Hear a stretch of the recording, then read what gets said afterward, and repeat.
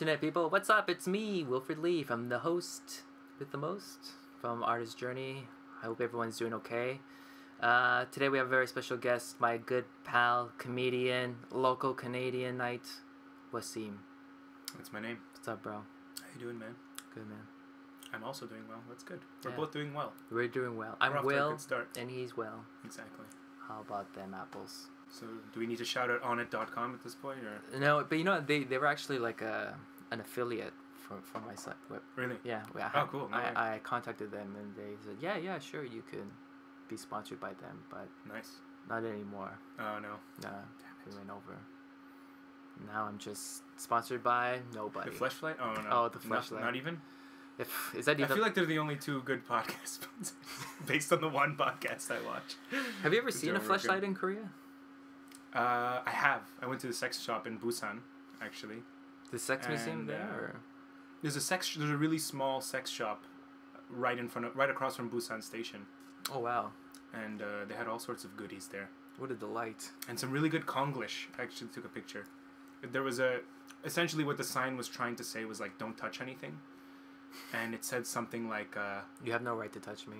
Something, do not touch the eyes, please see. Please see. That was the sign.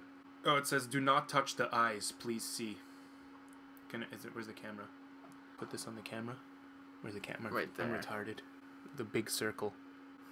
That took like 90 minutes. Do not touch the eyes, please see. This is in a sex shop. So, who knows what that means. Maybe there was like fleshlights that look like eyes and you can't touch them. You ever seen those fleshlights that are secretly inside a beer can? Yeah, I actually saw one in a sex shop here in Korea too, and it looked like a Heineken can. So someone basically used it as an ashtray. So you had like all these ashes inside a fleshlight. That's a waste of a fleshlight right there. Yeah, and he was trying to sell it too. Yeah, we gotta start putting fleshlights into like everyday common things, like in a blender. That's the thing. I've heard about that one, but I'm like, oh, you have? Yeah, I thought about that. Like, I don't know if I'd be turned on by having sex with a beer can. Give me some illusion that I'm not that sad of a person. That's so funny. Which, you know, we all are, but... Yo. What is that supposed to mean? What do they mean? Roosters? I don't get it. He looks proud too. She looks really happy. What I love is that's a couple shirt. Yeah. You know, like, obviously, she loves the cock and he loves the cock. But it says, on the girl's shirt, it says she loves the cock and is pointing to him. Right? Or unless her arms covering the S. That's still. At least they love it together, you know? That's you know. Yeah. It's something they can share. Full screen. This one, I am a whore. Who makes these? Like, is it I don't know. Where's the factory? Too drunk to fuck. This is one of the first ones I saw. It's fucking great. This kid looks like every one of my students. They're like walking fortune cookies. I'm pretty sure that means Beijing, right? Okay. BJ Penn. They like BJ Penn. Yeah. You know? Billy Joel. I don't think he's Asian. The hell? Yeah, it doesn't count if he's not Asian. No, that's not even Konglish. That's a well-constructed sentence. That is, yeah. Definitely American pants. Yeah, You know, this kid, you can tell by the fatness Asian. in the fingers that they're... It's an American dad. Chico line, jailbait. Oh no, that's terrible! Yeah. That's horrendous. Look at this girl's face in the background. What does her shirt say? Hawaiian peach, and it's a pineapple. Right, Maybe they had like a whole line of like kids with like all these Konglish signs, and she won first place. Chico line jailbait. Yeah, she's she came a close second. That's like your bit, Mickey Mouse. That literally is. Yeah, that's pretty much. Right, we should make like really like. Make Konglish teas. Yeah, Konglish teas and see how many we can Could sell. be a good business, man. I think we could. But that's one. Like the kids know what "fuck you" means. My kids. Well, obviously, you like look at his hands. Like Mickey Mouse is even giving the finger appropriately with the thumb out as well. It's more disrespectful. It's like I'm not even gonna close my fist. That's how lazy I am. Yeah, and just looking at this room brings so many memories. That is like a. That's such a hug one. It's such a hug one. Look at that. Those. We have the same chairs in our hug one. Should be more. Touch me now. Oh no, that's terrible. Oh my goodness. Her mom looks. I'd like to touch her mom. That's just a guy. That's just a Japanese rock star. You know, in Japan, I assume they have them in Korea, probably less common, but in Japan they have like host bars for women, like older ajumas. Yeah. And you look at the dudes there that work there, and they're all like emaciated, ultra feminine. They look like ladyboys. I guess that's what Japanese ajumas are into. But actually, I saw a really good documentary about that called the Great Happiness Space, and it was like documenting about all those Japanese guys working at those host bars. And like one of the biggest rules there is like to never do anything, never to have any sexual contact with your customers, because when you lose them, you lose them. Most of the customers are those women are the hosts at the other places. So when they want to wind down after they've been hosts, they go to those places and then they just shell out like just $800,000 and stuff just on drinks. It's such a weird thing. Pay me to drink with you. Yeah. And like I've been there. I'm not afraid to say. We've done a bunch of shows in Pyeongtaek. Yeah, we should do a bar like that. It's like pay me to drink you, but it's just like hanging out with foreigners. You just buy drinks for them, and then it's just like, oh yeah, it's like free English lessons. Oh god. That would hold up, I think, right? The saddest people would turn up. Crap your hands. Well, what does it say? Okay. You tried. You tried. All right. I'm just thinking about those instructions because you have crap in your hands and you're making noise like ah. You don't want to shit your pants. You don't want to crap your pants. So you just shove your hands in there so you can collect it all and dispose of it easy and then wash your hands. Yeah. It's probably better to crap your hands than crap your pants because you could wash your hands really well, you know? Yeah, and if you're happy and you know it, crap your hands. The L and the R, man. I had a bit This about one is that. great. It sucked. That's pretty great. That's an awesome shirt. I'd wear that. This kid's awesome. Oh, I instantly like this kid, even though he has no idea. And instead of doing like the V sign, he should be like this. I'm gonna make this into a fad. Like instead of doing this, I'm gonna start doing like this in all my photos. This could be a new cat. Like this could sell. I bet you that would sell in America. I want to know where he bought that. Like what would? It's like the opposite of what would Jesus do. I'm only laughing because of the kid. Why are his eyes blurred out? Yeah, he's the only one that's eyes blurred out. I instantly like chubby Korean kids. I don't know what it is. I'm so prejudiced. I always liked because I was I was a bit of a chubby kid. All the chubby boys who are like have a ridiculous sense of humor, I just like them more because they remind me of what I would have been if you were Asian. If I was Asian, I grew up in Hagwon. And it's almost 3D as well. That's what I like about it. I'm cock. I wish I could read the fine print. But what could that possibly mean? Like, who's writing these? But you ever go to some restaurants and then they just, like Lotteria, remember? Yes, yeah. Lotteria, they just, like, paste, like, all these different things. Yeah. You know, established with Hell's Angels since 1942. You know, I think there was something derogatory towards Native Americans, too. We gotta start going around with permanent markers and just start correcting all of these mistakes that people have done. Yeah. You know, What's I'm cock supposed to be? You're looking at it. There's no what could that possibly be trying to say? Hey, what if it's related to these people? He loves the cock. Maybe there's this. He loves the cock. She loves the cock, and she's like, "Here I am." I'm so fucking future. I could see that being sold in like Canada, like ironically. I'm so fucking future. Like, look at me.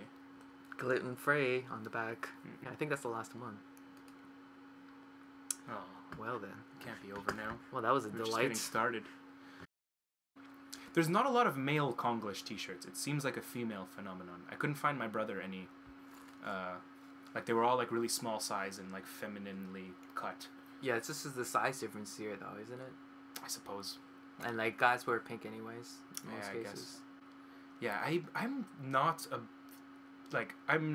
big guy in Canada by any means, but I have a lot of trouble finding clothes. No, they don't at all. There's weird. So many girls here who have like so many issues in terms of buying stuff here that they get this huge complex. Like you can never buy. Imagine that more. Yeah. Can't buy anything in Dongdaemun at all. I see a lot of Korean dudes who are much bigger than me that are tall, well over 6 feet, like broad. Where do they buy their clothes? I don't know. They go to Namdaemun and they get a fabric and they just make it on the spot. There's Itaewon. Itaewon, there's a couple. Yeah, that's true. Itaewon is pretty prestigious and well known for that kind of stuff. Yeah.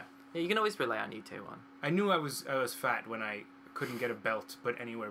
I couldn't even buy a belt. Like the last hole from a regular store was not even close. I had to go to Itaewon to get a belt. whether it's there or here. Man, I used to be so fat when I was a kid too. I remember one time I put on my mom. She used to buy the same clothes for my brother and me, and she used to buy like these black corduroy pants for church.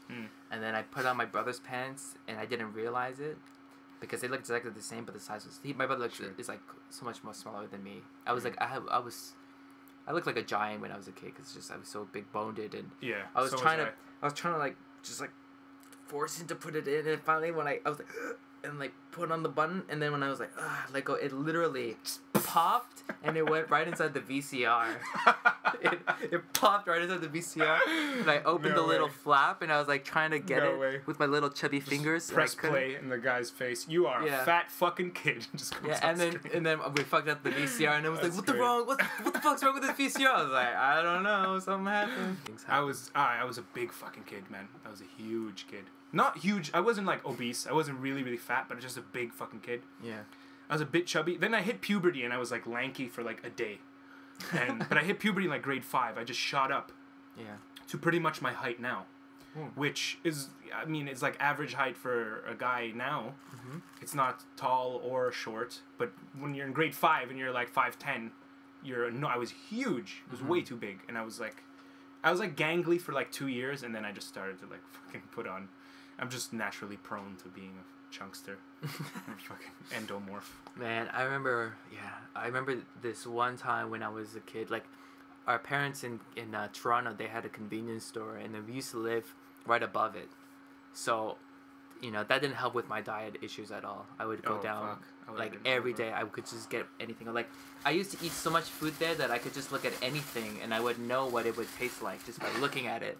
Yeah. So I'd be, like, walking down the aisles of, like, chips and candy, I'm sure. I'm like, oh, this and that would be great. I was like a junk food connoisseur. Yeah.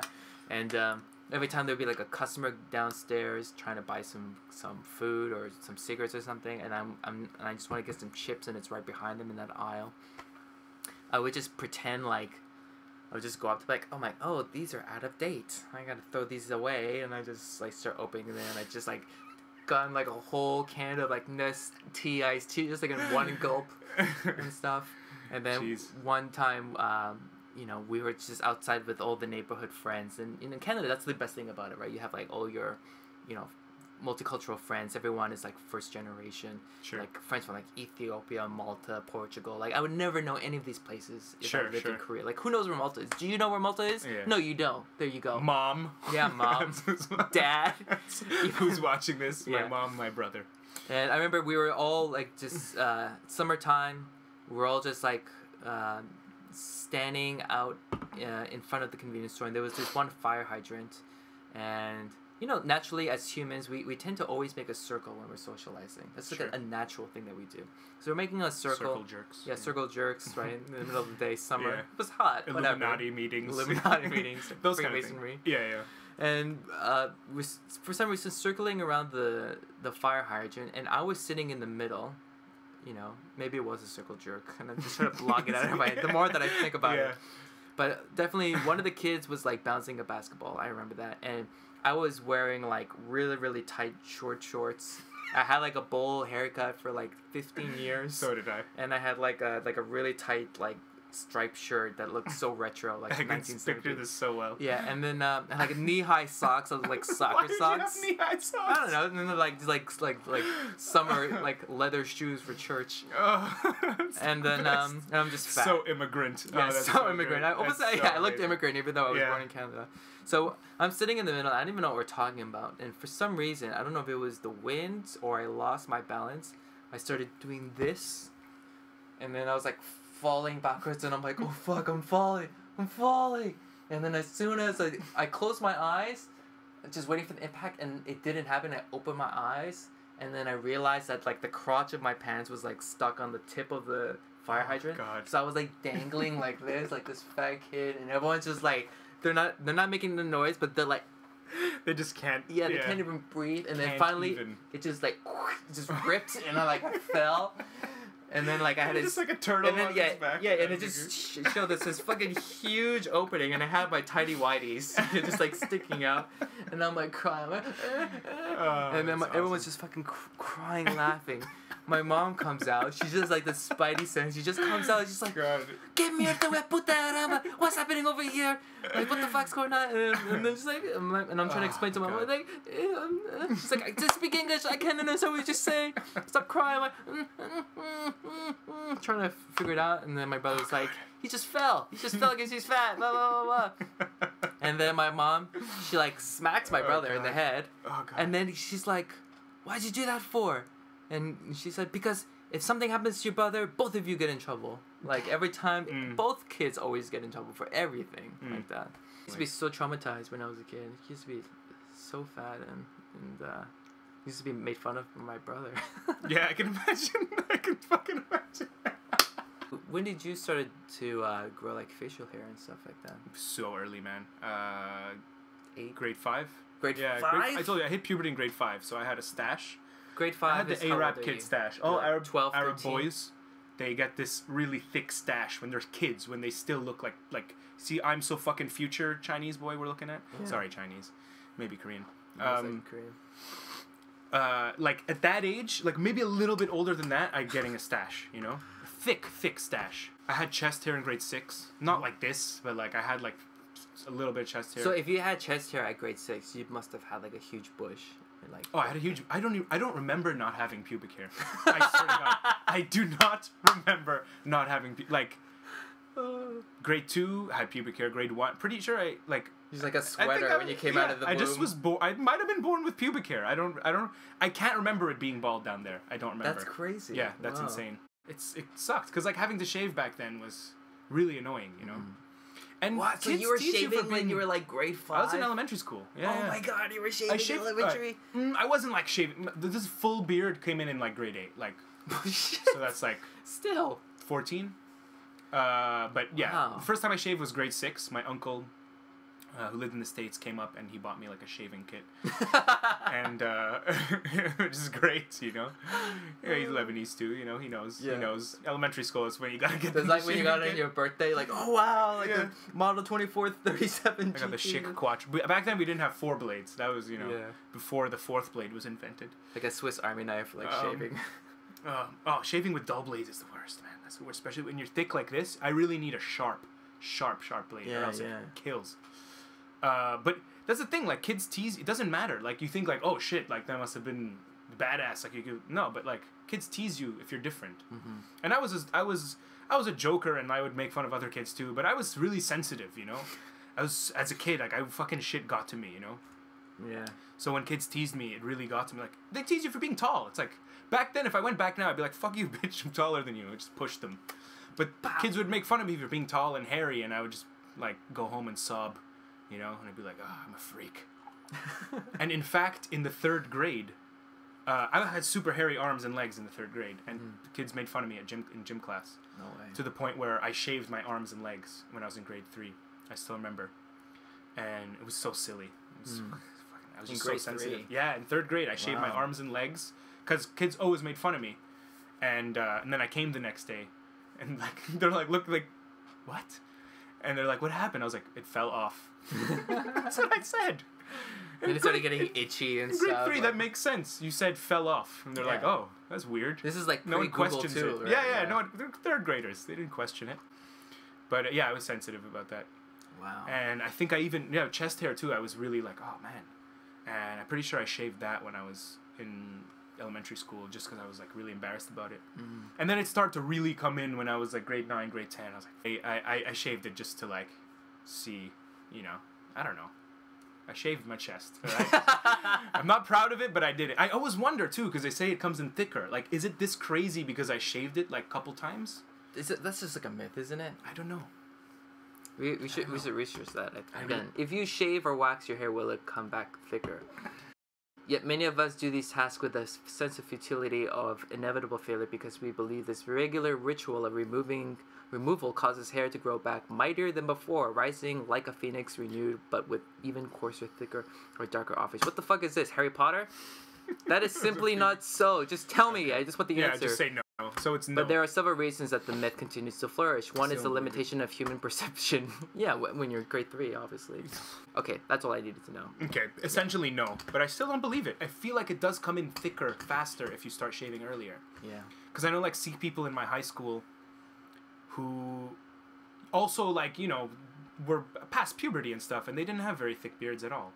And, like, I already had this, like, fucking, like, if I let it go, would have Osama down, you know? I've had, like, a six-pack a Makes few sense. times in my life, believe it or not. Yeah. Even in Korea, my first year, I worked out like crazy. But the thing is, I'm so hairy that you can't see it. And I was like, before I went to Mudfest, I'm like, fuck this. So I didn't shave it. I just You just trimmed shaved it. around your stomach? I trimmed a little. Looks so terrible. I don't know why I did it. Because, like, you have all this You hair could on the see, top, because it's like you a just jungle up here, and it's like a little peach fuzz here. It's like, what are you doing, man? You always look back on your past self and see how dumb you were. And this is like 2 years ago. For the لحمة I drive an hour because لحمة gives me power. So, how did you get into comedy in Korea? 'Cause that's how we met, basically, right? Yeah. That's how we know each other. Yeah, exactly. That is how we know each other. Yeah. The first time I did comedy Mm-hmm. was at Pub 210 in Bundang. Pub 210, what? Yeah, Dan. I knew Dan, kind of. I'd met him a couple times, and I thought he was a funny guy. Never really. But you never saw him hung do out. comedy before you Never saw him do comedy. Never knew there was comedy in Korea. Yeah. Had no clue. Like, I was here intentionally to, like, have a year by myself and really, like, focus and not fuck around and try and get in shape and clear my head and what do I want to do with my life. Mm-hmm. And I didn't figure that. You go, you think you're going to figure shit out. You don't. And I got lonely after a while, and I started making friends and hanging out more, and started dating a girl and whatever, and I started going out more and drinking and meeting people, meeting foreigners, which I'd never really done in the first 6 months at all. I was very focused at that period. Wow. Which I'm very extremist. Either, like, right now I'm a complete Careful how you degenerate. say that. You don't want to say you're an extremist. And don't take that the wrong way, Guantanamo guards. Anyway, I'm sidetracking hard. You asked me how I got into comedy like 7 minutes ago. And he put on Facebook, like, there's going to be a comedy open mic in Bundang. And I had just met Jonathan, our friend, who's also a comedian, very, very funny guy. How did you meet Jonathan? So he lived in Dongbek. I was in that's right, Itaewon one day with your brother, before I even knew you were brothers. That's crazy. Yeah, because I met. That's what's another thing that's fucking cool is that I met Jason in judo in the summer. That's when I started to get out more and meet people. And he was a fucking cool guy. We talked about, like, similar minded, and we talked about stuff a lot. And I hung out with him a couple times. And one night we went out in Itaewon together, and I ran into these two girls who used to live in Dongbek. And they're like, "Hey, this dude lives in Dongbek. We ran into him in Dongbek, and we all went to Itaewon." And that was the first time I met John, and we hit it off right away. It was a really fun night. We all drank together and had a great night. And I thought John was really funny. He's a very funny guy. Like, Yeah.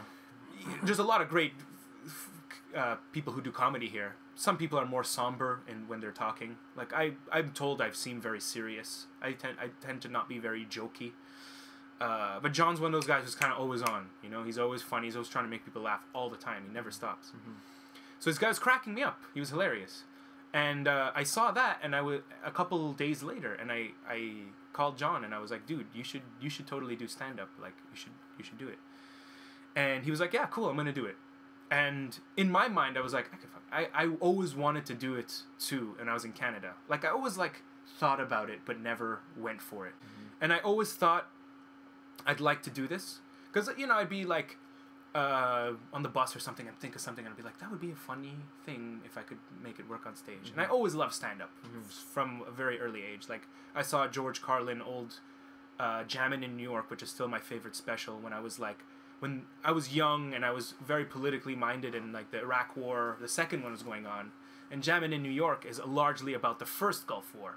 And I was like, this guy is making people laugh, and he's saying real shit. Like, this is awesome. And then Russell Peters, obviously, is huge, you know? I'm sure you can relate to as, like, an ethnic Canadian. Like, he changed the game for like, comedians who... Cause you had, like, the white comedian who would be, like, usually observational. And you always had, like, the black comedian who talk about his issues and stuff. And a lot of great comedians. But you never had a voice of the middle. Because, like, most of the people in the world are not black or white. Yeah. Either. They're yellow and brown. Those are the majority of the people in the world, right? Yellow and brown. Yeah, man. So when he started talking about Indians and Asians, and you also grew up in a place where you're surrounded by all these different cultures. I was like, it was like, fuck, maybe I could say, because I grew up with this stuff, like, so I started thinking maybe I could go on stage and talk about my experiences. Like, maybe it would be relevant, I told John to do it, and then, like, pretty much last minute, I knew I was going to do it too, but I didn't tell anybody. And I wrote a set, 10 minutes.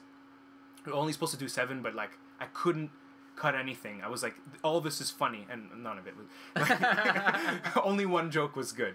And I was like, I constructed it, and I was really proud of it, and I memorized it. And I practiced it, like, 7, 8 times. Oh, really? Yeah. You just went over and over and over again. Yeah. I had it memorized word for word. Not word for, almost word for word. Well done. And so when we went to go to the show, we went with a bunch of people from Dongbek, and I was like, yeah, I'm going to go up too. And they were like, oh, John was like, oh, cool. And you were there too. And a bunch of people went up. Most people bombed. I remember you because you were funny. I liked you a lot. You made me, besides John, I thought you were the only person I remember. Mm-hmm. So I thought you were super funny, and I was like having a good time, and I was like, this is cool. And I was super nervous before I went up, but it went all right considering it was my first time. It went, I mean, in my head, that's the thing. In my head, it went amazing because I recorded it, and my phone was right next to all my friends, and they were cracking up. So yeah. Fuck, it might have sucked. It's on YouTube, so you be the judge. You still have the very first one? My first video is on YouTube. Yeah, no way. I put it up because I was full of so much false confidence after that night. It's good that it gave me false confidence because I'm a person whose confidence is shattered so easily that if I really, really bombed, like if no one reacted, I probably never would have done it again. I would have been so embarrassed. I would have never talked about it. I would have never said I went on stage. That's like socially shaving your chest hair in front of everybody. It was this equivalent of, yeah, I would have never admitted it. I'd be like, no, I've never shaved my chest. I've never been on stage, no. Yeah. It's funny how you say it's false confidence because if anything, it kind of sounds like it gave you a lot of hope and maybe it's just that confidence just came from because you knew your material so well, right? Like, because you like memorizing, you go over and over again and stuff like that. That was only the first time. Like the second time at Carmen's, I fucked around a lot, and it was. Oh, did you? Yeah, I knew what I was gonna say, but it was just note form, and every time after that, I've never really memorized what I want to do because it just when I try and do it like that, it takes me out of the moment, Okay, so now you're kind of changing your style a little bit more in terms of like just getting some points down. Yeah, just like what do I want to say? Where's the punchline? Where is this going? And then I just do it to my best of my ability. But yeah, that's how I got started, man. Facebook event, and I felt so good after it. I was so nervous before I went up. And my first minute joke was about how nervous I was, and it's pre-written because I knew I was going to be nervous. In the beginning, I felt like I was almost more confident than I am now, because now I know that there's so many funny people, and like I'm not that special by any means, and that. I'm not putting myself down. I just mean, like, I know I have so much work to do, and I don't have that false which is good, because now, like, I'm definitely better. I'm definitely way better. I don't really feel nervous when I go up at all anymore. And I feel more in the moment, and I'm able to, like, riff off stuff that happens. But in the beginning, I had this, like, I say it like this because when I went back to Canada the first time, which was almost exactly 2 years ago, which is about when I started comedy, I did an open mic at the Comedy Works, the place that I went to see, and it was like packed, and I brought all my friends, and like in my mind I was like, fuck it, I'm gonna do well. Like I was nervous, but I was just like so confident, because I had this material that works so well in Korea, right? That and I went up and I did really well. And I just felt good about it. And when I went back last year, where I was so much more experienced, I had done so much comedy in that year and gone up and down. Like when I went back to Korea after the first time, fucking bombed for so long, just bombed, and then really? I went down, and I realized like, I think I kind of got lucky. The first couple of bits I wrote were not bad, and then I just had nothing for so long, and I realized like you got to put effort into this. Like it wasn't as easy as I thought it was. But now when I bomb, all it does is motivate me to write more and write better bits, and especially now that like stand-up Seoul's growing so much, seeing people just come out of nowhere and be really good, I enjoy it, but it also motivates me. I'm like, most of my stories and everything that I talk about, it's like over half of what I say is mostly Korean based because of and then I started to think about that. It's like if over half of the stuff I talk about is Korean based, comedy, that means like most of the stuff I talk about is like observations on my current surroundings and stuff. And when I bring that back into Canada or whatnot, you have to spend a little bit more time explaining the back history about certain words. Like if I just go to like Canada, like, oh, so this ajumma came up to me and she said this, and people are like, whoa, what the fuck is an ajumma? I'm like, oh, well, it's this blah blah blah. I gotta go into it and stuff. And I kind of think about like in terms of comedy, like how much of my material is actually relevant, across all borders of countries compared to just the stuff that's just really funny here. Because like if you talk about the ajishis and how they get drunk here and stuff, like it can be pretty funny here, but once you go to Canada or like large Dubai, majority, like it's like what? Large majority of my stuff is Korea based. Yeah. In the beginning, I started out with just talking about how I'm Middle Eastern and whatever, because that's what I knew. I mean, that's what I thought would be funny, and that's what really worked really well. And I still stick by some of those bits, but a lot of reasons I stopped doing that is, I don't want to be that dude. I don't want to be like the ethnic guy who just talks about his ethnicity and that's it. I think that's very relevant. Some people shit on that too much, I think. Mostly like white people who can't do it. Yeah. But they shit on it too much. And the reason is like, I don't think they realize that when you're talking about what you know and who you are, what you've experienced. And when I talk about where the punchline is somebody thought I was a terrorist, I don't think that's dumb or that's, or whatever, you're just... Because that shit happens. Like, fucking after 9/11, like, people really discriminated against Middle Eastern people, a lot. And I felt it. It's not like I'm pulling this out of my ass just for comedy. Like, this is my life, And so that's why I really don't like when a lot of people are like, oh, a black comedian, he's just talking about, being black and it's like, well, he's like, you grew up black in America. Like, that's what he knows. And it's funny. My favorite material now would not work.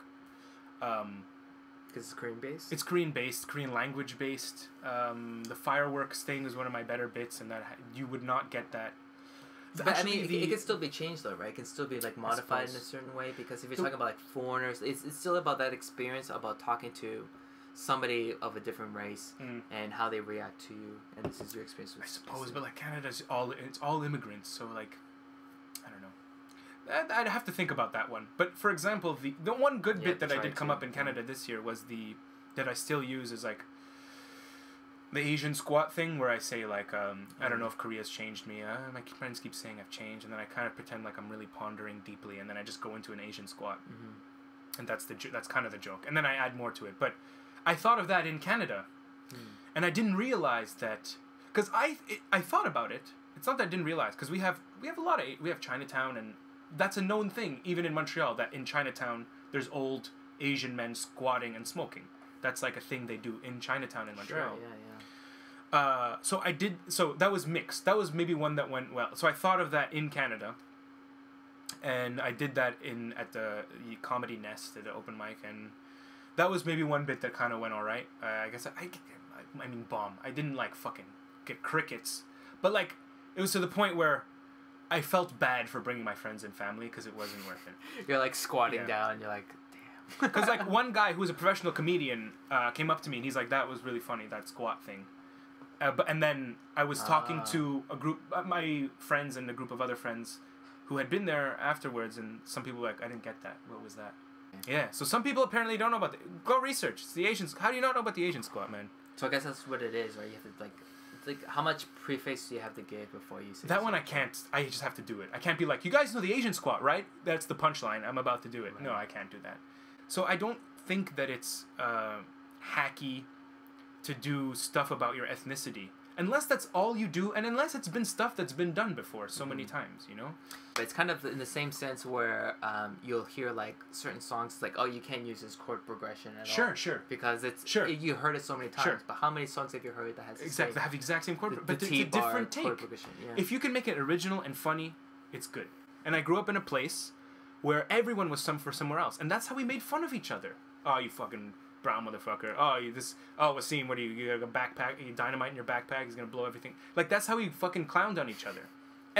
all my friends were fucking Chinese or Sri Lankan or whatever, Jamaican or Italian or something, and we made fun of them because for their that's what we did. That's what I grew up with. That was funny to me. Right. So why wouldn't I talk about that on stage? Yeah, you know what I'm thinking now is there's a lot of people who aren't comfortable with jokes really dealing with races because they don't really know. They don't seem to have a really well defined sense of what racism is when someone says a joke. Because once people start talking about a certain joke, they're just like, oh, racist, but they don't really they just hear the joke on the very surface level, but the deeper you go into it, it's like, it's not really that racist. You're not really thinking about it in that sense. They just hear these kind of concepts and they put it together like, oh, ugh. Like, they just do that because they want to kind of protect themselves in being a person who laughs at, like, racist jokes and stuff. Like, I remember one of my first earlier sets, I was doing this Asian accent, and I could hear a guy talking to someone. I don't even know who that guy is. And he was like, "That's so fucking racist. How can he like go up there and like talk about with a fucking Asian accent like that?" I'm like, "What the fuck?" It's probably some white guy with like an ironic it totally mullet. sounded like white as well. But I'm just looking, I'm like, fucking... have you seen me? Yeah. And I just found that interesting. Like, that guy thought I was racist because I was using an Asian accent. That's the worst, when people call out racism for an accent. It's like, no, that's what they talk like. You know what's funny is that, like, when I came here too, I had that shock because I'm from such a multicultural place as you are, right? Yeah. And most of my, like, of course I have so many white friends, but like the large majority of my friends were not white, and they were either immigrants themselves or their parents had recently immigrated. You know? Same here, yeah. So there was a weird camaraderie. Sorry, I kind of spit on you. Okay, there was a weird camaraderie we had amongst, let's say, colored people. You know, let's say to where like I feel like we could like say more to each other. Let's say Mexican people or like black people from America. They were so much different than my like Jamaican friends or my like Latino friends back home, to where they reacted to what I was saying. Chilling, eating shish kebab. I even eat it at my job. Anytime anybody else even says the word rape, even if they're talking about how shitty these people are, it's like, how dare you say the word rape, for example. Yeah, those are like really sensitive trigger words and stuff. As an amateur, you're going into comedy, like everything is like an open world source. You can take any subject you want. Doesn't matter. No one's gonna refrain you from doing whatever. That's what's beautiful about comedy. That's stand-up comedy. That's the best thing, and it's beautiful because it's like the Wild West, and it's also dangerous in that sense because you're a first time comedian and you're like, I got this great rape joke. Sure. You know, I'm going to do this on my first time at an open mic at a feminist bar. Let's see how this goes. Sometimes it really is the context, obviously how the crowd perceives you. Yeah. You know, like the first joke is actually kind of important to how you introduce it because I really sometimes try to play with, you know, leading up to something more offensive. Or should I say something more offensive right at the beginning? But whether it's offensive or not, it's always about the wit, you know, and the funniness behind it as well, you know, like even it's about joke, like what certain insight are you bringing into the topic? And that's the thing. It's like we're not trying to trivialize that. You're just, as a comedian, your point is to make people laugh, right? Yeah. And yes, I agree that person should not be the brunt of the joke, but that's usually not it. It's poking fun at how silly it is to agree with that. Yeah, as a comedian too, like we really need to like think deeply about this. Yeah, I do. That's why I usually talk about this, but I had a couple beers and no, but I mean, how else are you gonna like learn more about it and like really get an opinion? Because like, how many people out there don't even have a really solid opinion about anything because they're too scared about like getting ostracized, especially on the internet. If anything, like a comedian now is like it's just like it's kind of like a modern day philosopher that can make things funny. Like it's one thing for us, you know, like we always trying to come up with like these new ideas about new ways to like come up with a joke and stuff. And sometimes you really gotta work hard for certain jokes, right? Maybe you gotta say it a few other times to other people. You gotta like polish the joke. That's like one of the hardest things, right? Like you like saying a joke for the first time doesn't work very well, and immediately you might think, it's not worth it, and just trash it. To get where they are, like the Chappelles and the Chris Rocks, the Louis C.K.'s, Bill Burrs, they had to crawl on their belly. Like you can't be an amazing comic without having busted your ass and having people hated your guts and bombing and fucking just offending people. You almost impossible to get up there. So you know those people have been through that shit, you know? That's why you respect them even more. Yeah, and just bombing, as much as I hate it, that's so important as well. Right? It is. It is. Like, it can't be the end of the world because it's what's gonna happen, and you just use it like, okay, why did I bomb? Was my delivery off? Was I just not feeling it? Were my material just crap? What was it? You gotta analyze what it was, and that's how you get better. Yeah. That's it. You can't really let it get to your ego too much, which I still I do. People slip up and say things that maybe they didn't mean, and that's it. You say, you were an asshole for this. You come out, either you defend yourself, or you say, I was an asshole for saying this, and I'm sorry, and this is why I said it. Anyway, I still have no idea. I'm still very much an amateur, and I'm still trying to find my voice, and who knows? I don't know. Like, I could be still doing comedy in 5 years and completely different, talking about penguins and Russians, and who knows? I don't know where it's gonna go, and that's what's exciting about it, I think it's always been something that I've wanted to do, and I'm glad I've got the opportunity. If I probably would have never done it if I stayed in Canada. Who knows? Maybe I would have, but I'm really glad I came here, and now that I have the confidence to go back and just make a crack at it, man. Maybe, the goal is, right, get paid for it in some form or another. My dream would be to have a cartoon that I write and work for and produce and stuff, and also do stand-up. Put the chicken in my mouth, put it always in the south. Do you have any advice for anyone out there who wants to go into comedy? I'm in no position to give advice. That's perfect advice. No, but I know that I know I'm in no position, and I think that's good. But I mean, Truth. If I had to, I'd just be like, it's funny. I'm like, I'm in no position, and I'm like, this is what I think. Just because of what I've seen of people who start out, and certain things that are very cringeworthy to watch, which people do a lot. And I've been guilty of, and I've seen myself do, and I cringe at, making this an excuse to talk good about yourself. Making an excuse to, like, you slip in the fact that, I don't know, you work out. You slip into the fact that you're like, oh, I'm a black belt in this. Or, like, people do that a lot, and it's very cringeworthy to see. You're there to make people laugh, not to be like, I'm awesome. Unless, like, that's your character, like a Daniel Tosh, who's hilarious. And his character is kind of putting himself above there. Right. But that's laid out, and that's consistent through the show, and it's very funny.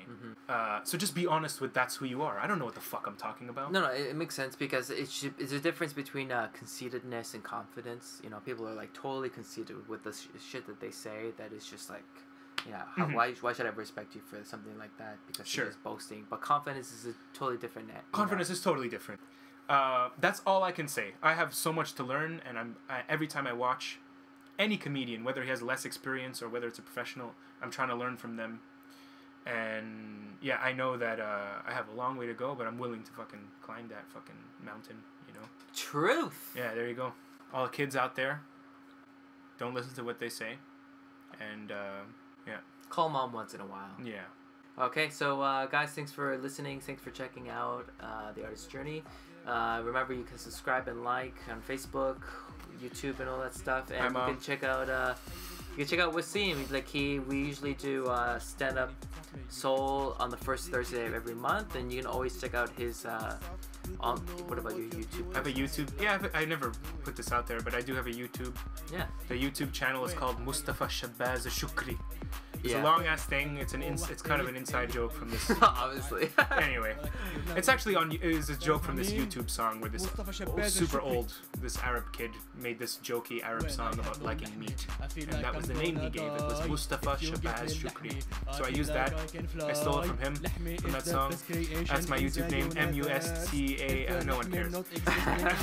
Just type in Wassim comedy if you want to watch something. Yeah, it's probably my brother and my mom left watching this at this point, so they probably already done this. Yeah, so much appreciated. Thanks for watching, and guys, we'll see you next time. Yep. Alrighty, take care. Bye. لحمي لحمي لحمي لحمي لحمي لحمي لحمي لحمي لحمي لحمي لحمي